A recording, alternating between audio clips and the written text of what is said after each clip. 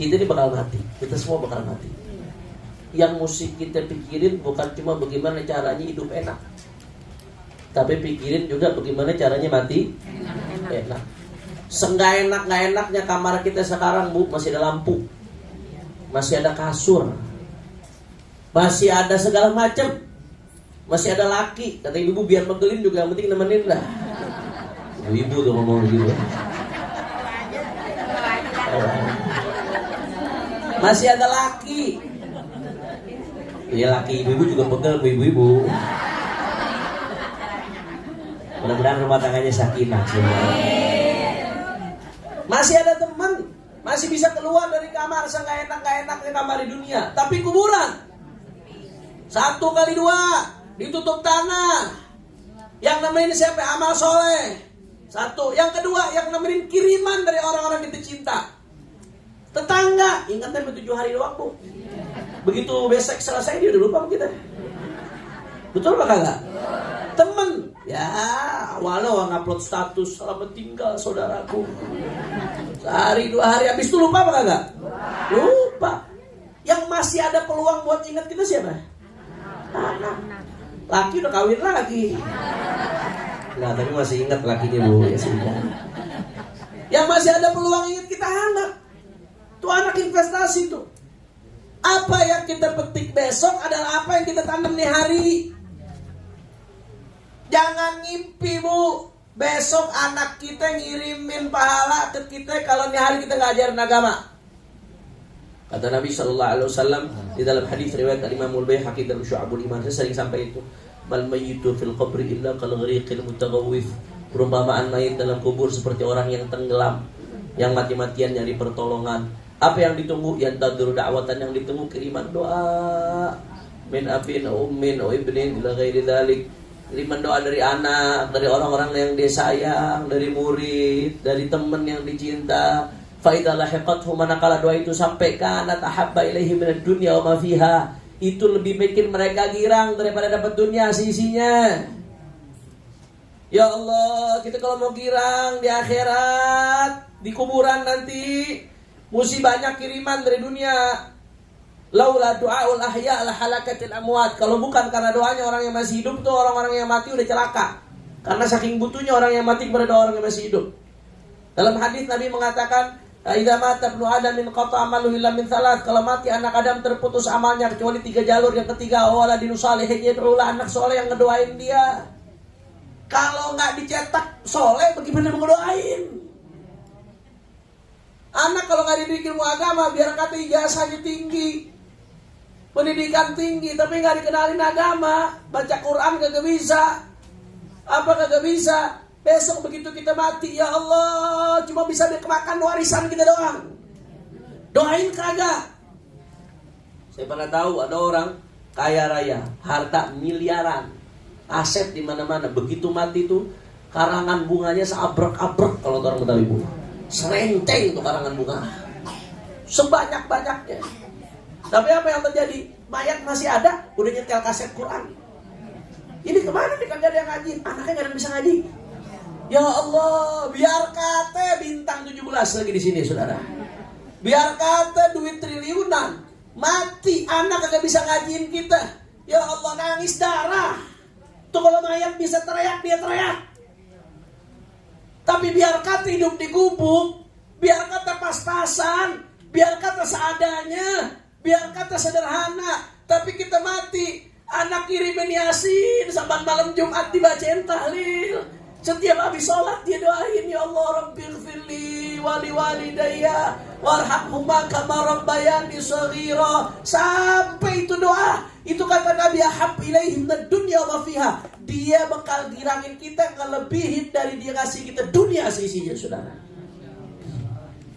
Tapi apa yang kita tanam di hari, itu yang bakal kita petik besok. Kalau di hari kita tanam begitu, kita didik anak kita, diajarin ilmu agama, diseret ke majelis, dicontohin yang baik, bagaimana kita ngedoain orang tua kita. Kita contohin depan mereka. Jangan lepas ngedoain orang tua kita, kirim tahlil, kirim yasin, kirim fatihah. Itu jadi contoh yang baik. Jangan lepas. Kalau kita didik, apa yang kita petiknya hari, apa yang kita tanamnya hari, itu yang kita petik besok. Nah, tapi kalau kita nggak didik agama tuh anak, kita diemin begitu aja, ya Allah. Begitu kita mati yang dipikir apa ya? Jangan-jangan kita masih sakit, dia udah ngarep kita mati. Benar? Dia masih sakit, dia udah ngelirik. Nah, ini warisan gue dapat apa nih? Benar. Saya memang berapa banyak. Kita masih sakit, udah capek. Dalam mati kecilnya pengen buru-buru orang tuanya mati. Kalau udah begitu baru nyesal. Mudah-mudahan anak kita jadi anak-anak yang soleh. Mudah-mudahan Allah kasih kita anak-anak yang nanti nerangin kuburan kita, yang bikin kita senang dalam kubur, yang bikin kita bahagia di dalam kubur, yang terus ngirimin amal-amal soleh sama kita dalam kubur kita. Amin ya rabbal alamin. Tapi kalau nggak dididik dengan baik anak-anak kita, ya apa yang akan terjadi?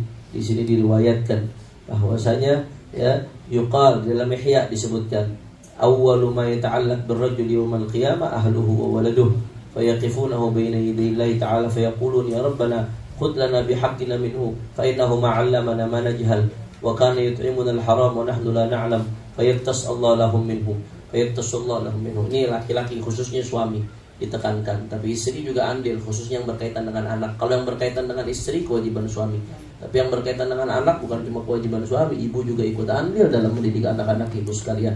Ya nanti di hari kiamat yang berkaitan dengan seseorang, keluarganya, anak-anaknya, ya nanti akan didirikan di hadapan Allah Subhanahu wa taala. Tuh anak-anak bakal ngomong apa? Ya Rabbana khudh lana bihaqqina minhu, ya Allah.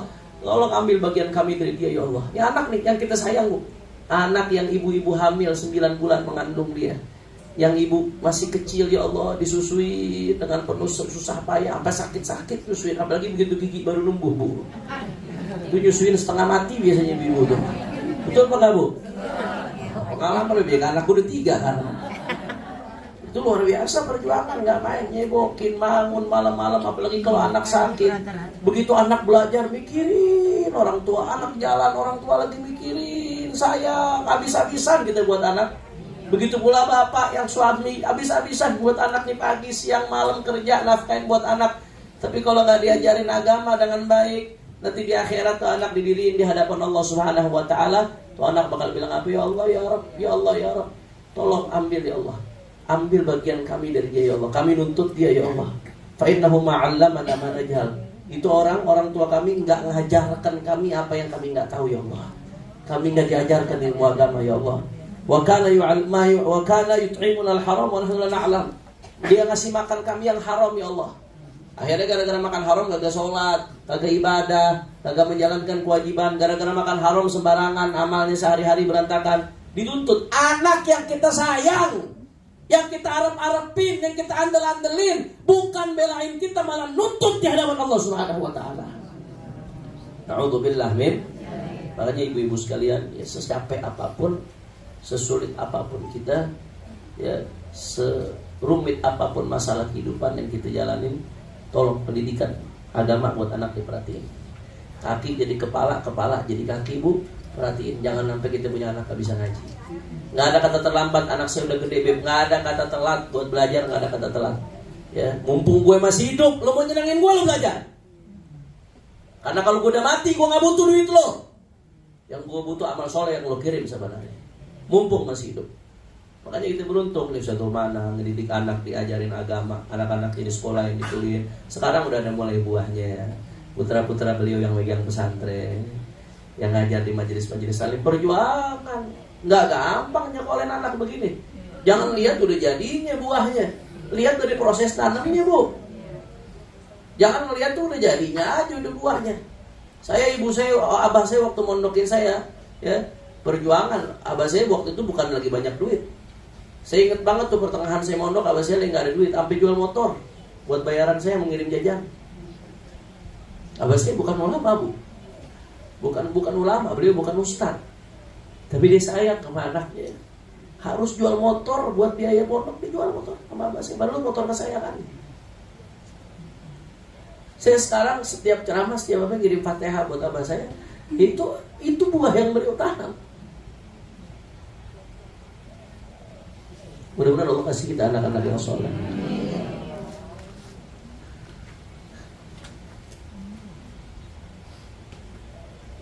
Mudah-mudahan anak-anak kita ketika kita mati bukan ngirim keburukan, tapi ngirim kebaikan buat kita. Mudah-mudahan ketika kita mati kita terus dapat kiriman kebaikan dari anak-anak kita. Ala hadhihi al-Fatihah.